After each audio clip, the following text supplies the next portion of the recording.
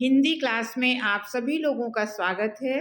बच्चों, आज हम कक्षा 8 में आपकी प्रज्ञा पुस्तक है, जिसमें पीछे अनिवार्य संस्कृत के पाठ दिए गए हैं। उसमें से आज चौथा पाठ, जिसका नाम है विभक्ति नाम प्रयोगः। आज इस पाठ को इस वीडियो में हम पढ़ने वाले हैं और इन जितने भी श्लोक हैं, इन श्लोकों के अर्थ को, उनके अनुवाद को समझेंगे। तो बच्चों, ये इम्पॉर्टेंट है पाठ, परीक्षा में पूछा जाता है। तो आप इस वीडियो को आखिरी तक ज़रूर देखिएगा, ताकि आपको ये पाठ अच्छे से समझ में आ जाए, उसका अर्थ, उसका अनुवाद समझ में आ जाए। और अगर आप इस तरह के और भी नए नए वीडियो पाना चाहते हैं, तो आप चैनल को सब्सक्राइब ज़रूर कीजिएगा। आपके लिए लगातार ऐसे वीडियो बनते रहेंगे और आप तक पहुंचते रहेंगे। तो ये पाठ शुरू करते हैं, जिसका नाम है विभक्ति नाम प्रयोगः। बच्चों, ये जो विभक्तियाँ हैं, हिंदी में संज्ञा और सर्वनाम के साथ में लगाई जाती हैं। हिंदी में 8 विभक्तियाँ होती हैं, तो 8 विभक्तियों के लिए इसमें अलग अलग श्लोक दिया गया है। तो इसके एक एक श्लोक को पढ़ेंगे, इसके अर्थ को जानेंगे। तो प्रथमा विभक्ति है, जिसका श्लोक आपको दिया गया है। देखते हैं। कुलम शीलम च सत्यम प्रज्ञा तेजो धृति बलम गौरवम प्रत्यय स्नेहो दारिद्रेण विनश्यति। अब यहाँ पर जो कठिन शब्द हैं संस्कृत के, उनकी हिंदी समझ लेते हैं। कुल माने होता है वंश, शील माने होता है अच्छा व्यवहार, शील आचरण को कहते हैं। सत्य माने सच बोलना, प्रज्ञा माने होता है बुद्धि, तेज, धृति माने होता है धैर्य, और बलम माने होता है ताकत, बल। गौरव प्रत्यय माने यहाँ पर होता है विश्वास, स्नेह माने प्रेम, और दारिद्रेण माने दारिद्र से। तो अब इस श्लोक के अर्थ को समझते हैं। यहाँ पर कहा गया है, एक तरफ से आप देखिए, जैसे जैसे संस्कृत लिखी है वैसे ही आप इसका अर्थ निकालिए।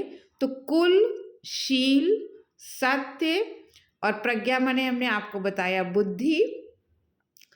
तो कुल, शील, सत्य, बुद्धि, तेज, धैर्य, बल, गौरव, प्रत्यय माने विश्वास, और स्नेह, ये सारे गुण, जो सारी चीजें हैं, दारिद्रेण विनश्यति।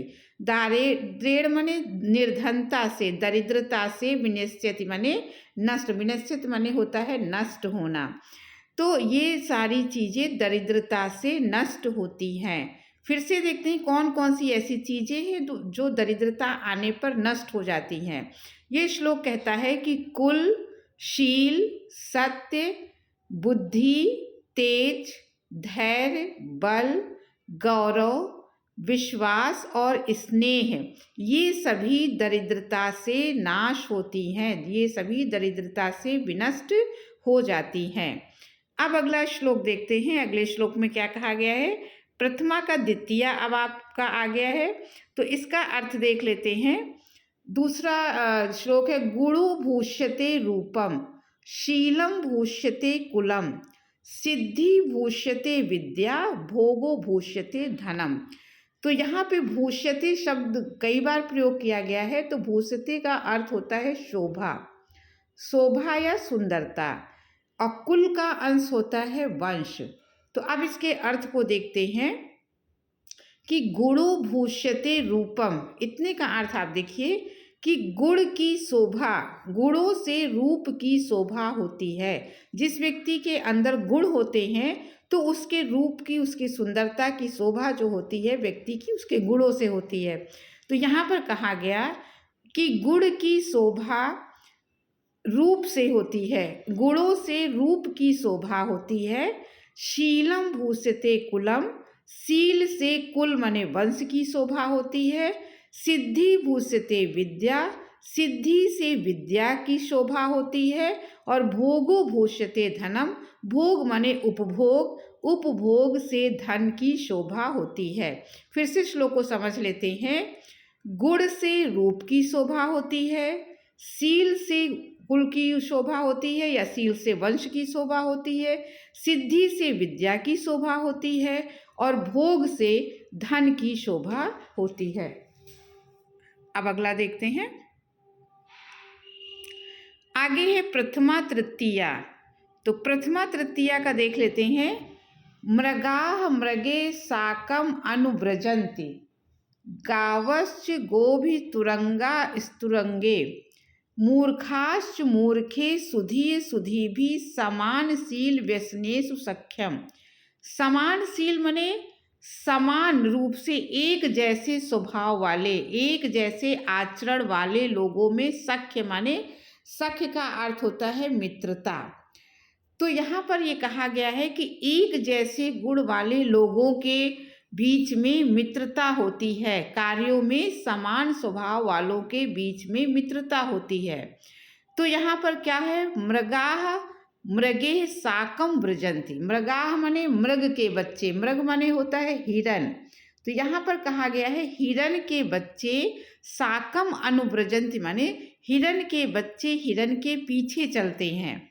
गावश्च गोभित और गास्त तुरंगे, गाव मने होता है यहाँ पर, गाव मने होता है गाय, और गाय के बच्चे गाय के पीछे चलते हैं। और तुरंग पीछे देखिए दिया है, तो तुरंग का मतलब होता है घोड़ा, घोड़े के बच्चे घोड़े के पीछे चलते हैं। मूर्खाश्च मूर्खे, मूर्ख मूर्खों के पीछे चलते हैं। सुधी सुधी भी मने सुधी मने विद्वान, विद्वान विद्वान के पीछे चलता है। इस प्रकार से अंत में कहा गया है कि जो समान व्यवहार वाले होते हैं उनका आपस में मित्रता होती है, उनकी आपस में दोस्ती होती है। फिर से एक बार देख लेते हैं, यहाँ पे कभी कहता है कि समान स्वभाव वाले लोगों में ही मित्रता होती है। जैसे मृग के बच्चे मृग के पीछे दौड़ते हैं, गाय के बच्चे गाय के पीछे चलते हैं, घोड़े के बच्चे घोड़े के पीछे चलते हैं, मूर्ख मूर्खों के पीछे चलते हैं, और विद्वान विद्वान के पीछे चलते हैं। अब अगला देख लेते हैं। अगला है चतुर्थी प्रथमा। तो इसका जो श्लोक है, दानाय लक्ष्मी सुकृताय विद्या। चतुर्थी का लिए जो चिन्ह होता है के लिए होता है, तो दानाय में आय शब्द छुपा है, इसका अर्थ होता है के लिए। दानाय लक्ष्मी सुकृताय विद्या चिंता परब्रह्म विनिश्चाय परोपकाराय वचांसि यस्य वंद्य त्रिलोकी तिलकः स एव। अब यहाँ पे कहा गया है कि दानाय लक्ष्मी, लक्ष्मी जिनकी लक्ष्मी, लक्ष्मी का मतलब भी होता है धन, तो जिनकी लक्ष्मी दान के लिए, जिन लोगों की लक्ष्मी दान के लिए या धन दान के लिए, सुकृताय विद्या, विद्या सुकृत माने अच्छे कार्यों के लिए, जिनकी विद्या अच्छे कार्यों के लिए, चिंता परब्रह्म विनिश्चाय, तो और चिंतन जो है उनकी जो चिंता होती है परब्रह्म माने ईश्वर को प्राप्त करने की होती है। परोपकाराय वचांसि यस्य, वचांस माने होता है वाणी, और जिनकी वाणी परोपकार के लिए होती है, ऐसे लोग, स माने वह, त्रिलोकी माने तीनों लोकों में वंदनीय और श्रेष्ठ होते हैं। फिर से देखते हैं, यहाँ पे कहते हैं इस श्लोक में कि जिसकी लक्ष्मी दान के लिए, विद्या अच्छे कार्यों के लिए, चिंता परम ब्रह्म के चिंतन के लिए, वाणी परोपकार के लिए होती है, ऐसे व्यक्ति तीनों लोकों में वंदनीय एवं श्रेष्ठ होते हैं। अगला देख लेते हैं।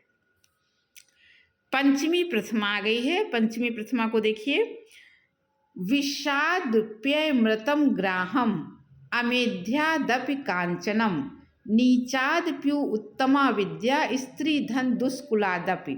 अब इसके कठिन शब्दों को समझ लेते हैं। विषाद माने होता है विष, और इसी में अमृतम शब्द अमृत छुपा हुआ है, ग्राहम माने ग्रहण करना चाहिए। तो यहाँ पे कहा गया है कि विष से भी अमृत ग्रहण कर लेना चाहिए। विषाद माने विष से भी अमृत को ग्रहण कर लेना चाहिए।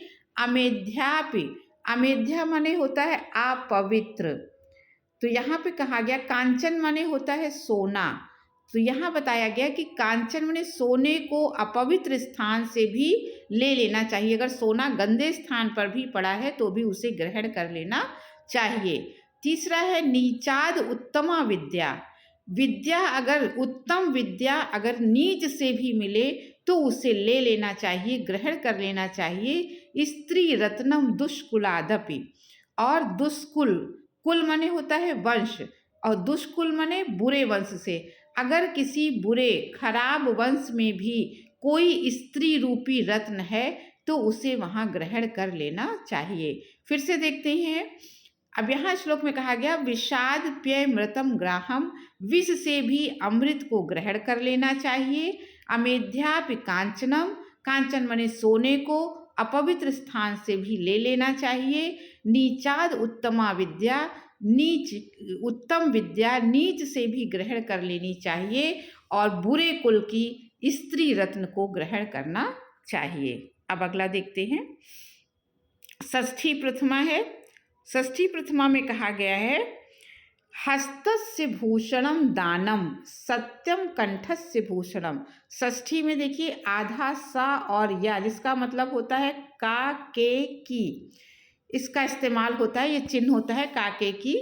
और इसका जो संस्कृत में आधा सा या जिस शब्द के साथ लगा रहता है उसके साथ का के की मिला के पढ़ते हैं।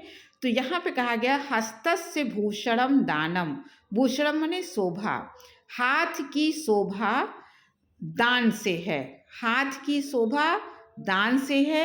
सत्यम कंठस्य भूषणम, और कंठ गले की शोभा सत्य बोलने से है। श्रोतस्य भूषणम शास्त्रम, श्रोत माने होता है यहाँ पे कान, और कानों की शोभा शास्त्रों से है, माने शास्त्र सुनने से है। भूषणम किम प्रयोजनम, तो आभूषणों का क्या काम है। आभूषण माने जेवर गहना, इसका क्या काम है। फिर से देखिए हस्तस्य भूषणम दानम, हाथ की आभूषण, हाथ की शोभा दान से है। कंठ की शोभा सत्य से है। श्रोत माने कान की शोभा शास्त्रों से है। तो फिर भूषणों का क्या काम, आभूषणों का क्या काम। आगे देखते हैं। अंतिम है हमारा उत्सवे चैव दुर्भिक्षे राष्ट्र विप्लवे, राजद्वारे शमशाने यत् तिष्ठति सह बांधवा। अब यहाँ पे कहा गया है कि उत्सवे, सप्तमी का अर्थ है में, उत्सव में, व्यसन माने बुरी आदतों में, चैव दुर्भिक्षे, दुर्भिक्ष माने यहाँ पर होता है अकाल, अकाल में, राष्ट्र विप्लव माने राष्ट्र की विपत्ति में, राजद्वारे राजा के दरवाजे पर, और शमशान में। ये 5-6 जगह बताई गई है। कौन सी जगह हैं कि उत्सव में, व्यसन में, दुर्भिक्ष माने अकाल में, राष्ट्र की विपत्ति में, राजा के दरवाजे पर, और शमशान में। यत् तिष्ठति, जो साथ देता है, सह बांधवा, बांधवा माने भाई, वही भाई होता है, माने वही बंधु या भाई होता है। फिर से देखते हैं। उत्सव में, व्यसन में, अकाल में, राष्ट्र की विपत्ति में, राजा के दरवाजे पर, और शमशान में जो साथ देता है वही हमारा भाई होता है, वही हमारा सच्चा मित्र, सच्चा भाई होता है। तो बच्चों ये आज का आपका पूरा पाठ था। उम्मीद है आपको इसका अर्थ, इसका अनुवाद बहुत अच्छे से समझ में आ गया होगा। तो अब इस वीडियो को यहीं पर समाप्त करती हूँ। अगर आपको वीडियो अच्छा लगा हो तो चैनल को सब्सक्राइब जरूर कीजिएगा, लाइक कीजिएगा, अधिक से अधिक शेयर कीजिएगा। अब अगले वीडियो में फिर किसी टॉपिक के साथ मिलेंगे, तब तक के लिए धन्यवाद।